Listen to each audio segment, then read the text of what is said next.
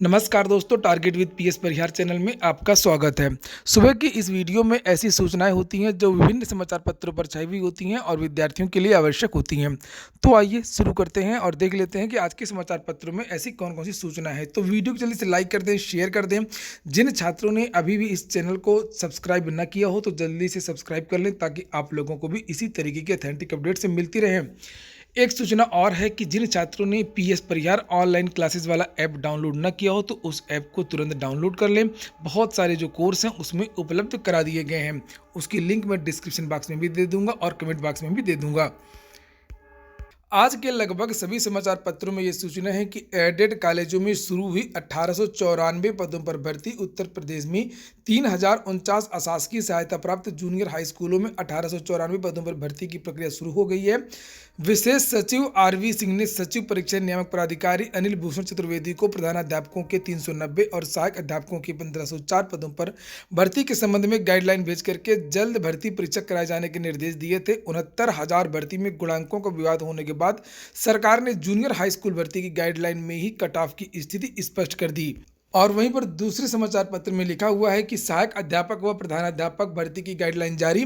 Basic शिक्षा परिषद ने 3,000 से अधिक सहायता प्राप्त जूनियर हाई स्कूलों में प्रधानाध्यापकों व सहायक अध्यापकों की भर्ती के लिए एक गाइडलाइन जारी कर प्रस्ताव प्रयागराज स्थित परीक्षा नियामक प्राधिकारी सचिव को भेजा है। दोनों भर्ती की लिखित परीक्षा अलग अलग होगी। इनमें 150 अंकों के 150 प्रश्न पूछे जाएंगे। भर्ती में समान वर्ग के लिए 65% यानी कि 97 अंक और अनुसूचित जाति, अनुसूचित जनजाति, ओबीसी के लिए 60% यानी कि 90 अंक कट ऑफ निर्धारित की जाएगी। यदि कोई अभ्यर्थी दोनों पदों के लिए आवेदन करना चाहता है तो उसे एक ही ऑनलाइन आवेदन में दोनों परीक्षा के चयन की सुविधा मिलेगी, लेकिन आवेदन शुल्क अलग अलग जमा करने होंगे। ये यहाँ पर और भी बातें बहुत सारी लिखी हैं कि 7 साल बाद ये सीधी भर्ती हो रही है। असल में जो जूनियर हाई स्कूल होते हैं वो 2 तरह के होते हैं। एक तो होते हैं परिषदीय विद्यालय जिन्हें अपग्रेड किया जाता है, और दूसरे होते हैं एडेड विद्यालय जो वित्त पोषित विद्यालय होते हैं वहाँ पर। तो ये भर्ती हो रही है एडेड जूनियर हाई स्कूलों में। अभी परिषदीय में जो भर्ती हुई थी वो 2013 में हुई थी और उसके बाद में ऐसी नियमावली बना दी गई है कि अब केवल जो प्राइमरी के जो परिषदीय अध्यापक होते हैं उनका प्रमोशन किया जाएगा। और हालांकि वो मामला अभी कोर्ट में लंबित है। और जो एडेड जूनियर हाई स्कूल होते हैं वहाँ पर अभी तक जो ये नियुक्ति होती थी वो मैनेजमेंट के द्वारा और अधिकारियों के द्वारा होती थी। शासन ने नियम को बदल दिया और अब ये पहली बार परीक्षा होने जा रही है। और नीचे लिखा है कि प्रदेश भर के एडेड जूनियर हाई स्कूलों में रिक्त पदों के लिए शिक्षक भर्ती पहली बार लिखित परीक्षा से होगी। इससे भी बड़ी खुशखबरी उन लाखों अभ्यर्थियों के लिए है जो भर्ती की आस में यूपी व केंद्र की शिक्षक पात्रता परीक्षा टीईटी दे रहे थे। तो जूनियर का जो टीटी लाखों विद्यार्थी हर साल देते हैं और लेकिन भर्ती कोई भी नहीं आती है। इस बार ये 7 साल बाद ये भर्ती आई है। और नीचे लिखा है कि उन्हें 7 साल इंतजार के बाद में सीधी भर्ती में शामिल होने का अवसर मिल रहा है। भर्ती में भले ही पदों की संख्या 1894 ही है, लेकिन एक पद दावेदारों की संख्या कई गुना हो सकती है। प्रदेश सरकार हर साल परीक्षा नियामक प्राधिकारी उत्तर प्रदेश प्रयागराज की ओर से शिक्षक पात्रता परीक्षा करा रही है और इसमें प्राथमिक व उच्च प्राथमिक स्तर की 2 स्तर की परीक्षा एक ही दिन में 2 पालियों में होती हैं। सूबे के प्राथमिक स्कूलों में नियमित अंतराल पर भर्तियां हो रही हैं, लेकिन उच्च प्राथमिक स्तर की टीईटी उत्तीर्ण करने वालों को मौका नहीं मिल पा रहा था। 2019 की टीईटी में उच्च प्राथमिक स्तर की परीक्षा में 5 लाख से अधिक अभ्यर्थी शामिल हुए थे और 60,000 उत्तीर्ण हुए थे। इसी तरीके से 2016, 17 और 18 का भी आंकड़ा है, यानी कि हर वर्ष परीक्षा उत्तीर्ण करने वालों की जो संख्या वो 50,000 अधिक हो जाती है। इसी तरह से केंद्र की टीईटी में भी वर्ष में 2 बार अभ्यर्थी उत्तीर्ण हो रहे हैं। तो इतनी संख्या में उत्तर प्रदेश में विद्यार्थी जो है जूनियर का जो टीईटी है वो पास कर चुके हैं, लेकिन इनके लिए जो भर्ती आई है उसकी जो संख्या है वो बहुत कम है, लेकिन फिर भी उनके लिए ये एक अवसर है। और अगर बात करें परिषदीय विद्यालयों की तो उसके बारे में यहाँ पर लिखा है कि हाईकोर्ट ने आदेश दिया था कि उच्च प्राथमिक स्कूलों के प्रधानाध्यापक पद पर उन्हीं शिक्षकों को पदोन्नत किया जाए जो उच्च प्राथमिक स्तर का टीईटी उत्तीर्ण हो। तो जो परिषदीय विद्यालय होते हैं उसमें जो मैंने अभी बताया आप लोगों से कि उसमें केवल प्रमोशन के द्वारा बताया गया है कि जो पद भरे जाएंगे वो प्रमोशन के द्वारा भरे जाएंगे, लेकिन उन सभी अध्यापकों को जूनियर का टीईटी पास करना होगा। तो उसी को लेकर के जो मामला है वो कोर्ट में है। लिखा है इसे 2 जजों की पीठ में चुनौती दिया गया तो कोर्ट ने एकल पीठ में ही निस्तारण का आदेश दिया। तब से यह प्रकरण अधर में लटका हुआ है। इसके बाद में अगली सूचना है 59,000 नए पदों का सृजन और 20,000 जो पद हैं वो खत्म होंगे। लिखा है कि विभागों के पुनर्गठन के साथ कार्मिकों के नए सिरे से प्रबंधन की संस्तुतियां 20,000 पद का समायोजन भी होगा। नीचे लिखा है कि प्रदेश सरकार विभागों के पुनर्गठन के साथ सरकारी कार्मिकों की आवश्यकता का नए सिरे से आकलन करके उनकी तैनाती, समायोजन व प्रबंधन पर भी विचार कर रही है। पूर्व मुख्य सचिव राजीव कुमार की अध्यक्षता वाली समिति ने तमाम मौजूद पदों की आवश्यकता न रह जाने का तर्क देते हुए उन्हें समाप्त करने, नई आवश्यकताओं के अनुसार नए पदों के सृजन और वहां पर आवश्यकता से अधिक लोगों की तैनाती है वहां से कम तैनाती वाले स्थानों पर समायोजन की सिफारिश की थी। तो बहुत सारे ऐसे विभाग हैं जहां पर ज़्यादा संख्या में कर्मचारी हैं लेकिन वहाँ पर काम कम है, और कुछ ऐसे विभाग हैं जहाँ पर काम ज़्यादा है लेकिन जो कर्मचारी हैं वो कम है। तो इसलिए इनका समायोजन किया जाएगा और बहुत सारे ऐसे पद हैं जिनको पूरी तरीके से समाप्त कर दिया जाएगा। यहाँ पर लिखा है खास तौर से संग्रह अमीन का एक पद होता है जिसकी जो प्रासंगिकता है वो बहुत कम हो गई है, इसलिए इस पद के बारे में भी हटाने के बारे में विचार किया जा रहा है। और यहाँ पर लिखा है कि प्राइमरी स्कूलों के 20,000 से अधिक पद भी समाप्त हो सकते हैं और इसी तरीके से 20,000 से अधिक पदों को एक विभाग से दूसरे में समायोजित किया जा सकता है। अच्छा संकेत ये है कि एक मुश्त 59,000 से अधिक नए पद सृजित किए जा सकते हैं। आयोग ने संग्रह अमीन, तो कुछ ऐसे जो नए पद हैं वो ग्राम पंचायतों में देखने को मिल सकते हैं, चूंकि बहुत सारी प्रदेश सरकार की और केंद्र सरकार की जो नीतियां हैं उनको अमल में लाने के लिए कुछ नए पदों की आवश्यकता बढ़ेगी। यहाँ पर लिखा कि 59,000 ग्राम पंचायतों में बनेंगे नए पद। प्रदेश के विभिन्न विभागों द्वारा अधिकांश योजनाओं का प्रत्यक्ष व परोक्ष रूप से संचालन करीब 59,000 ग्राम पंचायतों के माध्यम से किया जा रहा है। पंचायत स्तर पर संबंधित विभाग के कार्मिकों की अनुपलब्धता से जन कल्याणकारी योजनाओं पर विपरीत प्रभाव पड़ रहा है। तो कुछ आपको नए पद भी देखने को मिलेंगे और बहुत सारे जो पद हैं वो खत्म कर दिए जाएंगे, जैसे खासतौर से सिंचाई विभाग में भी बहुत सारे पद होते हैं, इन पदों को हटा दिया जाएगा। फिलहाल बड़ा जो बदलाव है वो किया जा रहा है। जो बदलाव किया जा रहा है वो बहुत अच्छी बात है, लेकिन इसके बारे में सोचना भी चाहिए कि आखिरकार ये जो विद्यालय बंद करने की नौबत आई है इसका जो दोषी है वो कौन है और क्या कारण है कि ये जो विद्यालय हैं वो बंद किए जा रहे हैं। यहाँ पर लिखा है कि जो न्यूनतम मानक होता है कि कम से कम 30 छात्रों के बीच में एक अध्यापक, वो मानक पूरा नहीं हो पा रहा है। इसकी वजह से 10,000 से अधिक प्राथमिक विद्यालय हैं वो बंद कर दिए जाएंगे। तो जब यहाँ पर अध्यापक ही नहीं रहेंगे, कर्मचारी ही नहीं रहेंगे, सुविधाएं नहीं होंगी, स्कूलों में जो मूलभूत सुविधाएं होती हैं वो नहीं होंगी, तो वहाँ पर विद्यार्थी क्यों होंगे। और इसलिए सरकार को एक बार जो विद्यालय हैं वो बंद करने से पहले सोचना चाहिए।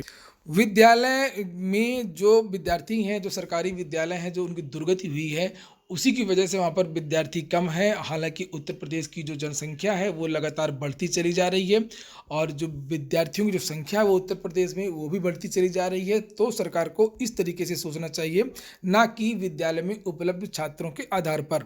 यहाँ पर लिखा है कि यहाँ के जो छात्र हैं, जिन विद्यालयों को बंद किया जाएगा वहाँ के छात्रों को निजी जो प्राइमरी जो स्कूल हैं, प्राइवेट स्कूल हैं, वहाँ पर भेजने को, प्रवेश दिलाने को कहा गया है। अगली सूचना है उत्तर प्रदेश लोक सेवा आयोग की पीसीएस मुख्य परीक्षा 3 शहरों में आज से पीसीएस 2019 की जो मुख्य परीक्षा है वो शुरू हो रही है, पीसीएस 2020 की। और उत्तर प्रदेश लोक सेवा आयोग की पीसीएस मुख्य परीक्षा 2020 बृहस्पतिवार से शुरू हो रही है। मुख्य परीक्षा 21 तारीख से लेकर के 25 जनवरी के बीच प्रदेश के 3 शहरों प्रयागराज, लखनऊ व गाजियाबाद में शुरू होगी। तो जिन विद्यार्थियों की परीक्षा आज से शुरू हो रही है उनको बहुत बहुत शुभकामनाएं। अगली जो सूचना है वो है अभ्यर्थियों को अब खंड शिक्षा अधिकारी के फाइनल रिजल्ट का इंतजार है। खंड शिक्षा अधिकारी की मुख्य परीक्षा के आयोजन को 40 दिन बीत चुके हैं। खंड शिक्षा अधिकारी के 309 पदों पर अंतिम चयन मुख्य परीक्षा के आधार पर होगा। इसमें इंटरव्यू होना नहीं है। सो परीक्षा में शामिल अभ्यर्थियों को अब अंतिम चयन परिणाम का इंतजार है। तो हालांकि इसके बारे में मुख्य सूचना ये है कि इसका जो मूल्यांकन है वो तेज कर दिया गया है। यहाँ पर लिखा है चूंकि आयोग के सूत्रों का कहना है कि यूपीपीएससी 21 जनवरी से पीसीएस 2020 की मुख्य परीक्षा का आयोजन कराने जा रहा है, जो 25 जनवरी तक समाप्त होगा। इसके बाद में पीसीएस मेंस की कापियों का मूल्यांकन शुरू हो जाएगा। ऐसे में खंड शिक्षा अधिकारी की जो मुख्य परीक्षा की कापियों के जो मूल्यांकन का काम है वो तेज कर दिया गया। वहीं पर अगली सूचना है उत्तर प्रदेश लोक सेवा आयोग के चेयरमैन प्रभात कुमार पर भ्रष्टाचार का आरोप लगा है, और ये आरोप लगाया है प्रयागराज स्थित प्रतियोगी छात्र संघर्ष समिति ने। और समिति ने ये आरोप लगाया है कि उत्तर प्रदेश के जो लोक सेवा आयोग के जो चेयरमैन हैं उनकी सीबीआई जांच होनी चाहिए, उनकी संपत्ति की जांच होना चाहिए, उन्होंने काफ़ी घोटाले किए हैं, उन्होंने भ्रष्टाचार किए हैं, ऐसा आरोप संघर्ष समिति ने लगाया है। ये वही संघर्ष समिति है जिसने सीबीआई के लिए कोर्ट की लड़ाई लड़ी थी, बहुत सारे आंदोलन किए थे और सीबीआई जांच हुई थी। प्रतियोगी छात्र संघर्ष समिति के जो नए अध्यक्ष हैं उनका एक बयान यहाँ पर है, पोस्ट हुआ है कि मैं प्रतियोगी छात्र संघर्ष समिति के अध्यक्ष के रूप में उत्तर प्रदेश का एक जागरूक नागरिक के रूप में लोक सेवा आयोग उत्तर प्रदेश प्रयागराज की सीबीआई जांच की मांग कर रहा हूं। प्रभात कुमार के कार्यकाल के सीबीआई जांच की मांग कर रहा हूं और पीसीएस 2018 में स्केलिंग नहीं करके प्रभात कुमार ने अपने चहेतों को लाभ पहुंचाया है। अतः प्रभात कुमार की स्वयं सीबीआई जांच और उनके अकूत संपत्ति की जांच की मांग कर रहा हूं। योगी जी या तो जांच का आदेश दें या मुख्यमंत्री पद से हटने की कृपा करें। अगली सूचना है माध्यमिक शिक्षा सेवा चयन बोर्ड की। लिखा, माध्यमिक शिक्षा सेवा चयन बोर्ड उत्तर प्रदेश भले ही नई शिक्षक भर्ती का संशोधित विज्ञापन जारी नहीं कर रहा, लेकिन उससे जुड़ी तैयारियां चल रही हैं।